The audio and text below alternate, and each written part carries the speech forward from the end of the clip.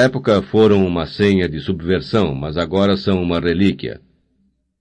Era jovem, quase um adolescente, sem nenhum sinal de timidez e com uma simpatia natural que não tinha sido notada até então. Aureliano II lhe deu o peixinho de presente. O oficial o guardou no bolso da camisa com um brilho infantil nos olhos e jogou os outros na vasilha para colocá-los onde estavam. É uma lembrança inestimável, disse. O coronel Aureliano Buendia foi um dos nossos maiores homens. Entretanto, o acesso de humanização não modificou a sua conduta profissional. Diante do quarto de Melquíades, que estava outra vez com cadeado, Santa Sofia de la Piedad lançou mão de uma última esperança. Faz mais ou menos um século que não vive ninguém neste quarto, disse. O oficial o fez abrir, percorreu-o com o foco da lanterna, e Aureliano II e Santa Sofia de la Piedad viram os olhos árabes de José Arcádio II no momento em que passou pela sua cara a rajada de luz, e compreenderam que aquele era o fim de uma ansiedade e o princípio de outra que só encontraria alívio na resignação. Mas o oficial continuou examinando o cômodo com a lanterna e não deu nenhum sinal de interesse enquanto não descobriu os 72 pinicos arregimentados nos armários.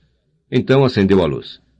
José Arcádio II estava sentado na ponta do catre, pronto para sair, mais grave e pensativo do que nunca. Ao fundo estavam as prateleiras com os livros escalavrados, os rolos de pergaminho e a mesa de trabalho limpa e arrumada e ainda fresca a tinta nos tinteiros. Havia a mesma pureza no ar, a mesma diafanidade, o mesmo privilégio contra a poeira e a destruição que conhecera Aureliano II na infância e que só o coronel Aureliano Buendia não pudera perceber. Mas o oficial não se interessou a não ser pelos pinicos. "Quantas pessoas vivem nesta casa?" perguntou. "5. O oficial, evidentemente, não entendeu. Deteve o olhar no espaço onde Aureliano II e Santa Sofia de la Piedad continuavam vendo José Arcádio II, e também este se deu conta de que o militar estava olhando para ele sem vê-lo. Em seguida apagou a luz e encostou a porta. Quando falou com os soldados, Aureliano II compreendeu que o jovem militar tinha visto o quarto com os mesmos olhos com que o vira o coronel Aureliano Buendia. "É verdade que ninguém entra nesse quarto há pelo menos um século", disse o oficial aos soldados. "Deve ter até cobra." Ao se fechar a porta, José Arcádio II teve a certeza de que a sua guerra tinha terminado. Anos antes, o coronel Aureliano Buendia lhe falara da fascinação da guerra e tratara de demonstrá-la com exemplos inumeráveis tirados da sua própria experiência. Ele tinha acreditado. Mas na noite em que os militares o olharam sem vê-lo enquanto pensava na tensão dos últimos meses, na miséria da prisão, no pânico da estação e no trem carregado de mortos, José Arcádio II chegou à conclusão de que o coronel Aureliano Buendia não fora mais que um farsante ou um imbecil. Não entendia que tivesse necessitado tantas palavras para explicar o que se sentia na guerra, se com uma só bastava: medo. No quartel de Melquíades, pelo contrário, protegido pela luz sobrenatural, pelo barulho da chuva, pela sensação de ser invisível, encontrou o repouso que não tinha tido por um só instante na sua vida anterior, e o único medo que persistia era o de que o enterrassem vivo. Contou isso para Santa Sofia de la Piedad, que lhe trazia as refeições diárias, e ela lhe prometeu lutar para estar viva até além das suas forças, para assegurar-se de que só enterraria um morto. A salvo de todo o temor, José Arcádio II se dedicou então a reler muitas vezes os pergaminhos de Melquíades, e tanto mais satisfeito quanto menos os entendia. Acostumado com o barulho da chuva, que ao fim de 2 meses se transformou numa forma de silêncio, a única coisa que perturbava a sua solidão eram as entradas e saídas de Santa Sofia de la Piedad. Por isso lhe suplicou que deixasse a comida no parapeito da janela e pusesse o cadeado na porta. O resto da família o esqueceu, inclusive Fernanda, que não teve inconveniente em deixá-lo ali quando soube que os militares o tinham visto sem reconhecer. Depois de 6 meses de clausura, em vista de terem os militares deixado Macondo, Aureliano II tirou o cadeado procurando alguém com quem conversar enquanto não passava a chuva.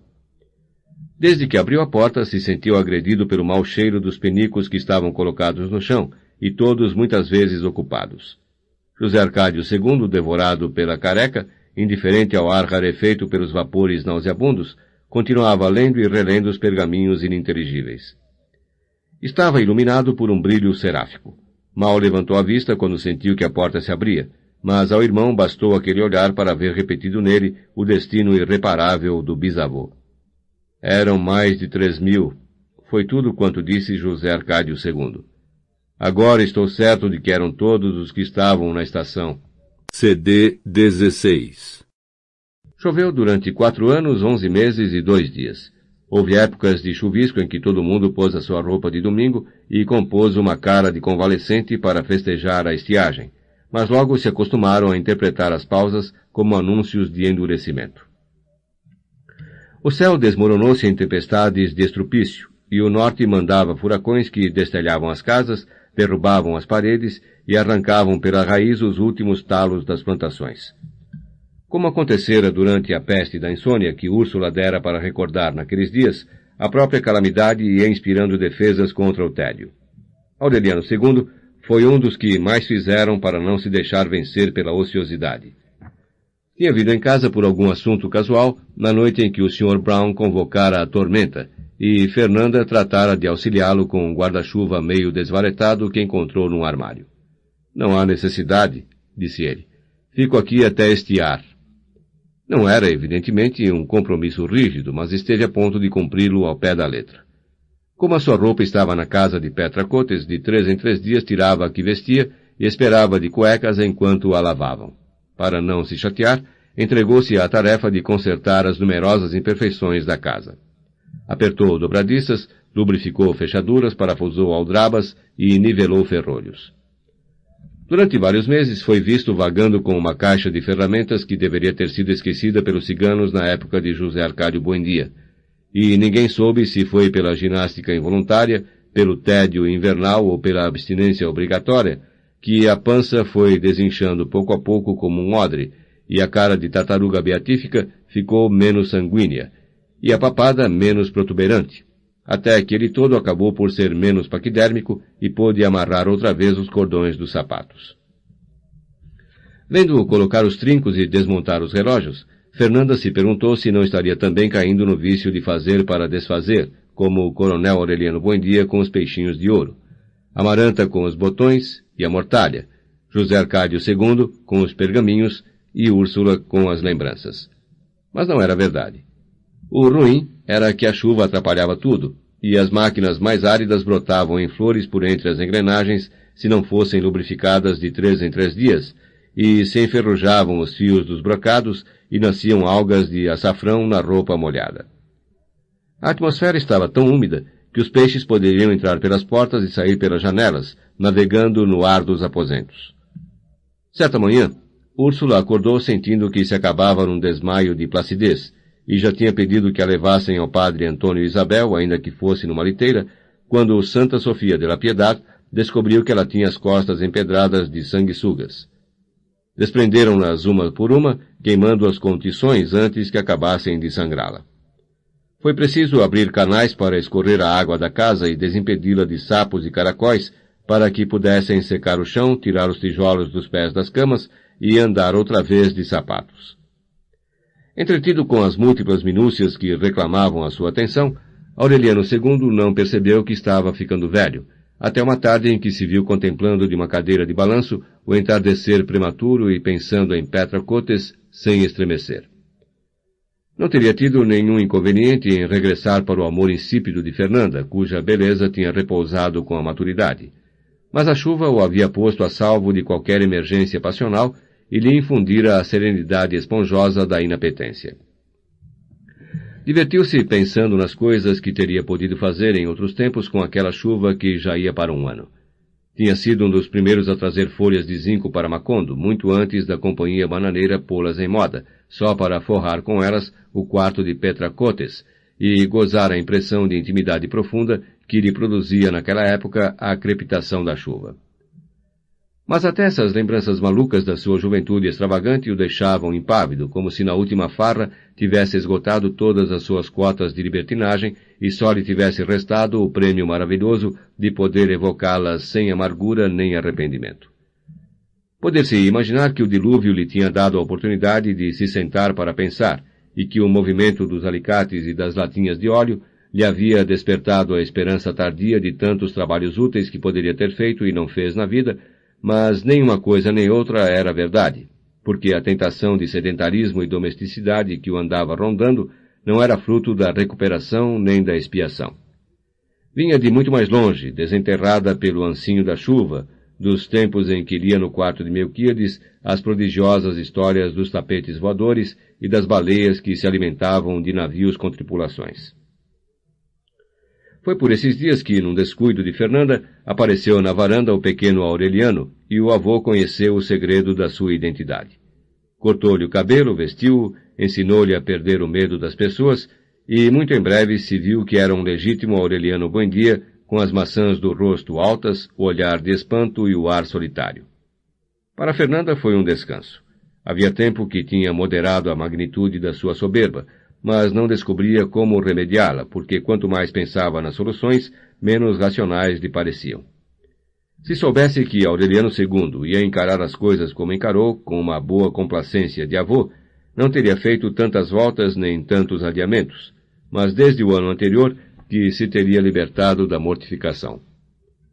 Para a Amaranta Úrsula, que já tinha mudado os dentes, o sobrinho foi como um brinquedo fugidio que a consolou do tédio da chuva. Aureliano II se lembrou então da enciclopédia inglesa que ninguém voltara a tocar no antigo quarto de Meme.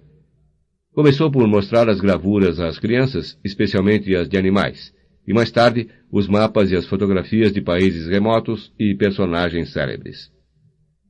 Como não sabia inglês, e como mal podia distinguir as cidades mais conhecidas e as personalidades mais correntes, deu para inventar nomes e lendas para satisfazer a curiosidade insaciável das crianças. Fernanda acreditava mesmo que o marido estava esperando que estiasse para voltar para a concubina. Nos primeiros meses de chuva, temeu que ele tentasse deslizar para o seu quarto e que ela tivesse que passar a vergonha de lhe revelar que estava incapacitada para a reconciliação desde o nascimento de Amaranta Úrsula. Essa era a causa da sua ansiosa correspondência com os médicos invisíveis, interrompida pelos frequentes acidentes do correio. Durante os primeiros meses, quando se soube que os trens descarrilhavam na tormenta, uma carta dos médicos invisíveis indicou-lhe que as suas se estavam perdendo. Mais tarde, quando se interromperam os contatos com seus correspondentes ignotos, pensou seriamente em colocar a máscara de tigre que seu marido usara no Carnaval Sangrento para se fazer examinar, sob nome falso, pelos médicos da Companhia Bananeira. Mas uma das tantas pessoas que passavam frequentemente pela casa trazendo as notícias ingratas do dilúvio, tinha dito a ela que a companhia estava botando abaixo os seus ambulatórios para levá-los para as terras de estiagem. Então perdeu a esperança. Resignou-se a aguardar que passasse a chuva e o correio se normalizasse.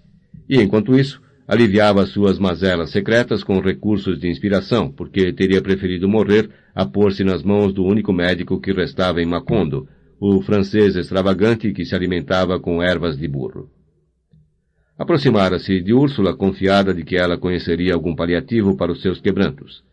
Mas o tortuoso costume de não chamar as coisas pelo próprio nome levou-a a colocar o anterior no posterior e a substituir o parido pelo evacuado, e a mudar secreções por ardores, para que tudo ficasse menos vergonhoso, de modo que Úrsula concluiu razoavelmente que as perturbações não eram uterinas, mas intestinais, e aconselhou-a a tomar em jejum uma dose de calomelano.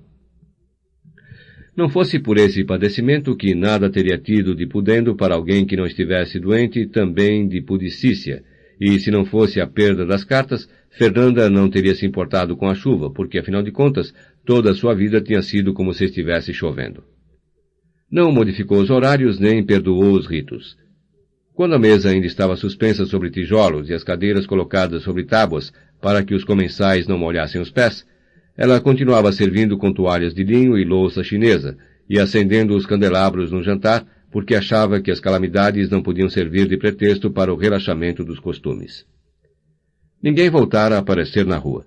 Se tivesse dependido de Fernanda, não voltariam a fazê-lo jamais, não só desde que começara a chover, mas desde muito antes, já que ela pensava que as portas tinham sido inventadas para serem fechadas, e que a curiosidade pelo que acontecia na rua era coisa de rameira. Entretanto, ela foi a primeira a aparecer quando avisaram que estava passando o enterro do coronel Gerineldo Marques, embora o que visse então pela janela entreaberta a deixasse em tal estado de angústia que durante muito tempo ficou arrependida da sua debilidade. Não se poderia imaginar um cortejo mais desolado. Tinham colocado o ataúde num carro de boi, sobre o qual construíram uma coberta de folhas de bananeira, mas a pressão da chuva era tão intensa e as ruas estavam tão enlameadas que a cada passo as rodas atolavam e a coberta ameaçava desmoronar. Os jatos d'água triste que caíam sobre o ataúde iam ensopando a bandeira que tinham colocado por cima, e que era na realidade a bandeira suja de sangue e de pólvora repudiada pelos veteranos mais dignos.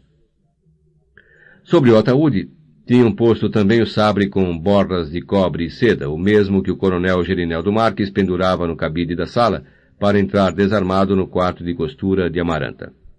Atrás do carro, alguns descalços e todos com as calças arregaçadas na metade da perna chapinhando na lama, vinham os últimos sobreviventes da capitulação de Neerlândia, trazendo numa das mãos um rijo bastão de madeira e na outra uma coroa de flores de papel descolorido pela chuva. Apareceram como uma visão irreal na rua que ainda trazia o nome do coronel Aureliano Buendia, e todos olharam a casa ao passar e dobraram a esquina da praça onde tiveram que pedir ajuda para movimentar o carro atolado. Úrsula se fizera levar até a porta por Santa Sofia de la Piedad. Acompanhou com tanta atenção as peripécias do enterro que ninguém duvidou de que o estava vendo, sobretudo porque a sua levantada mão de arcanjo anunciador se movimentava com os cabeceios do carro. "Adeus, Gerineldo, meu filho", gritou. "Cumprimente a minha gente por mim e diga que nos veremos quando estiar." Aureliano II ajudou-a a voltar para a cama e, com a mesma informalidade com que a tratava, sempre perguntou o significado da sua despedida. "É verdade", disse ela. "Só estou esperando a chuva passar para morrer." O estado das ruas alarmou Aureliano II. Tardiamente preocupado com a sorte dos seus animais, jogou na cabeça um pedaço de oleado e foi à casa de Petra Cotes. Encontrou-a no quintal, com água pela cintura, tentando desencalhar o cadáver de um cavalo. Aureliano II ajudou-a com uma tranca e o enorme corpo tumefacto fez uma volta de sino e foi arrastado pela torrente de barro líquido. Desde que começara a chuva, Petra Cotes não tinha feito outra coisa senão desentulhar o quintal dos animais mortos. Nas primeiras semanas, mandara recados a Aureliano II para que tomasse providências urgentes, e ele respondera que não havia pressa, que a situação não era alarmante, que já se pensaria em alguma coisa quando estiasse. Mandara-lhe dizer que os estábulos estavam se inundando, que o gado fugia para as terras altas, onde não havia o que comer, e que estava à mercê das onças e da peste. "Não há nada a fazer", respondera-lhe Aureliano II. "Nascerão outros quando estiar." Petra Cotes os tinha visto morrer às pencas e mal pudera livrar os que ficavam atolados. Viu com uma impotência surda como o dilúvio fora exterminando sem misericórdia uma fortuna que em certa época era tida como a maior e mais sólida de Macondo, e da qual não restava nada a não ser o mau cheiro. Quando Aureliano II decidiu ir ver o que estava acontecendo, só encontrou o cadáver do cavalo e uma mula esquálida entre os escombros da cavalariça. Petra Cotes o viu chegar sem surpresa, sem alegria, sem ressentimento, e mal se permitiu um sorriso irônico. "Em boa hora", disse. Estava envelhecida, um feixe de ossos, e seus lanceolados olhos de animal carnívoro tinham ficado tristes e mansos de tanto olhar a chuva. Aureliano II ficou mais de 3 meses na sua casa, não porque no momento se sentisse melhor ali do que na de sua família, mas porque precisou de todo esse tempo para tomar a decisão de jogar à cabeça outra vez o pedaço de oleado. "Não há pressa", disse como tinha dito na outra casa. "Vamos ver se estia nas próximas horas." No decorrer da primeira semana foi se acostumando com os desgastes que o tempo e a chuva tinham feito na saúde da concubina, e pouco a pouco a foi vendo como era antes, lembrando-se das suas exaltações jubilosas e da fecundidade de delírio que o seu amor provocava nos animais. E em parte por amor e em parte por interesse, certa noite da segunda semana despertou-a com carícias prementes. Petra Cotes não reagiu. "Dorme tranquilo", murmurou. "A época não está mais para essas coisas." Aureliano II viu-se a si mesmo nos espelhos do teto, viu a espinha dorsal de Petra Cotes como uma fileira de carretéis enfiados numa meada de nervos murchos, E compreendeu que ela tinha razão, não por causa da época, mas por causa deles mesmos, que já não estavam mais para essas coisas. Aureliano II voltou para casa com seus baús, convencido de que não apenas Úrsula, mas todos os habitantes de Macondo estavam esperando que estiasse para morrer. Tinha-os visto ao passar, sentados nas salas com o olhar absorto e os braços cruzados, sentindo transcorrer um tempo inteiriço, um tempo sem desbravar, porque era inútil dividi-lo em meses e anos e os dias em horas, já que não se podia fazer nada além de contemplar a chuva. As crianças receberam com alvoroço Aureliano II, que voltou a tocar para elas o acordeão asmático. Mas o concerto não lhe chamou tanto a atenção quanto as sessões enciclopédicas, de modo que voltaram novamente a se reunir no quarto de Meme, onde a imaginação de Aureliano II transformou o dirigível num elefante voador que procurava um lugar para dormir entre as nuvens. Em certa ocasião, encontrou um homem a cavalo que, apesar de suas vestes exóticas, conservava certo ar familiar, e depois de muito examiná-lo, chegou à conclusão de que era um retrato do coronel Aureliano Buendia. Mostrou-o a Fernanda e também ela admitiu a semelhança do ginete, não só com o coronel, mas com todos os membros da família, embora na verdade fosse um guerreiro tártaro. Assim foi passando o tempo entre o colosso de Rhodes e os encantadores de serpentes, até que a esposa lhe anunciou que não restavam mais do que 6 quilos de carne seca e um saco de arroz na despensa. — E o que você quer que eu faça? — perguntou ele. — Não sei — respondeu Fernanda. — Isso é problema de homem. — Bem — disse Aureliano II. — Alguma coisa será feita quando estiar. Continuou mais interessado na enciclopédia do que no problema doméstico, mesmo quando teve que se conformar com uma pelanca e um pouco de arroz no almoço. Agora é impossível fazer qualquer coisa, dizia. Não pode chover a vida inteira. E quanto mais folga dava às urgências da despensa, mais intensa se ia fazendo a indignação de Fernanda, até que os seus protestos eventuais, as suas queixas pouco frequentes, transbordaram numa torrente incontida, desatada, que começou certa manhã como o monótono bordão de uma guitarra e que, à medida que avançava o dia, foi subindo de tom cada vez mais rico, mais esplêndido. Aureliano II não tomou consciência da ladainha até o dia seguinte, depois do café, quando se sentiu aturdido por um zumbido que já estava mais fluido e mais alto que o barulho da chuva.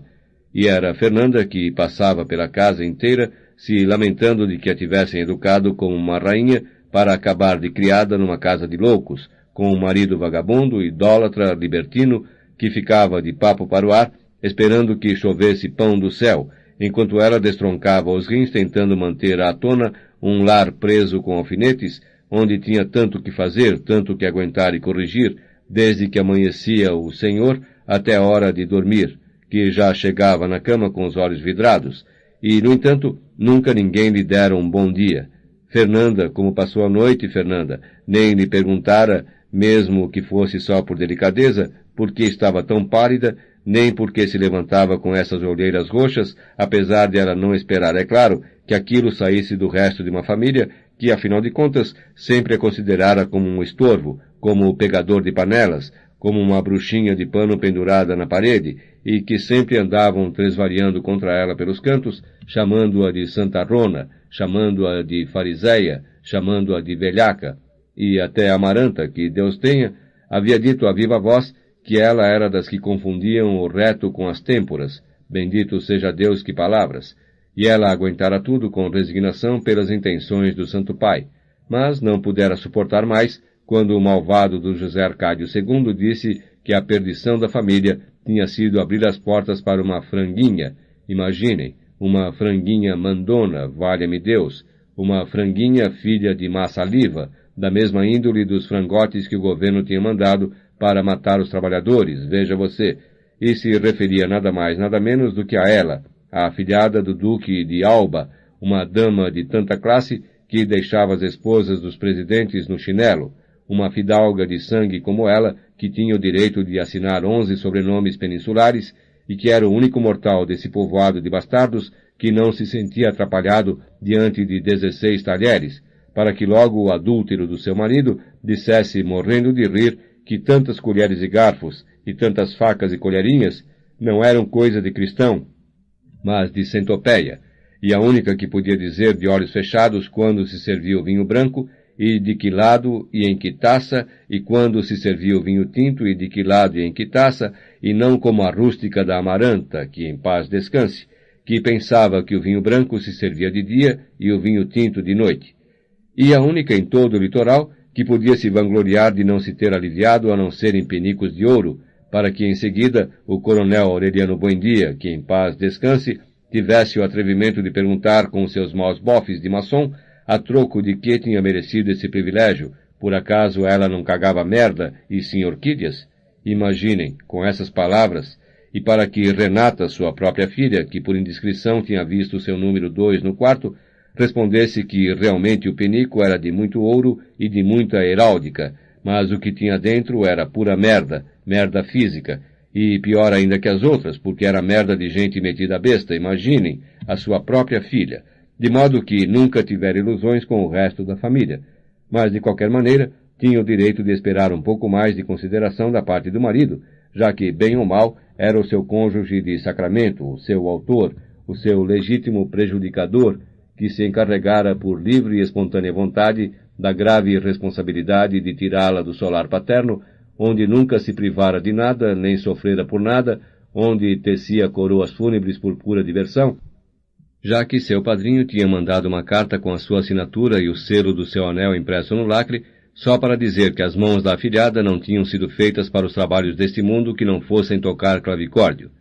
E, entretanto, o insensato do marido a tirara de casa com todas as demonstrações e advertências e a trouxera para aquela caldeira do inferno, onde não se podia respirar de tanto calor, e antes de que ela acabasse de guardar as suas abstinências de Pentecostes, já tinha ido embora com seus baús migratórios e o seu acordeão de perdulário, para gozar em adultério com uma desgraçada de quem bastava olhar as nádegas, bem, já estava dito, de quem bastava olhar as nádegas de potranca rebolando, para adivinhar que era uma, exatamente o contrário dela, que era uma dama no palácio ou na pocilga, na mesa ou na cama, uma dama de nascença, temente a Deus, obediente às suas leis e submissa aos seus desígnios, e com quem não podia fazer, é claro, as nojeiras e vagabundagens que fazia com a outra, que é claro que se prestava a tudo, como as matronas francesas, e pior ainda, pensando bem, porque estas pelo menos tinham a honradez de colocar uma luz vermelha na porta,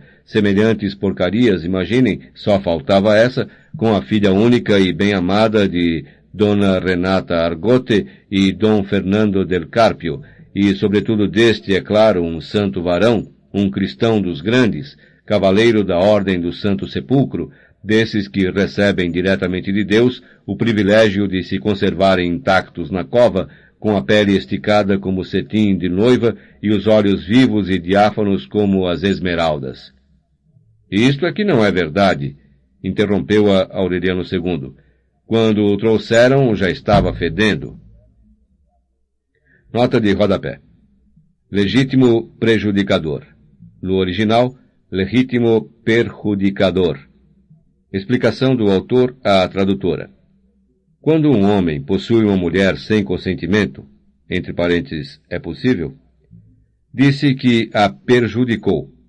Fernanda quer dizer que Aureliano II a perjudicou, mas com todo o direito, porque era seu esposo legal, seu legítimo prejudicador. Tinha tido a paciência de escutá-la um dia inteiro até surpreendê-la em erro. Fernanda não lhe deu confiança, mas baixou a voz. Nessa noite, durante o jantar, o exasperante zumbido da ladainha venceu o barulho da chuva. Aureliano II comeu muito pouco, com a cabeça baixa, e se retirou cedo para o dormitório. No café do dia seguinte, Fernanda estava trêmula, com jeito de ter dormido mal, e parecia desafogada por completo dos seus rancores. Entretanto, quando o marido perguntou se não seria possível comer um ovo quente, ela não respondeu simplesmente que, desde a semana anterior, os ovos tinham acabado, mas elaborou uma violenta catilinária contra os homens que passavam o tempo adorando o próprio umbigo e, de repente, tinham o topete de pedir fígado de cotovia na mesa.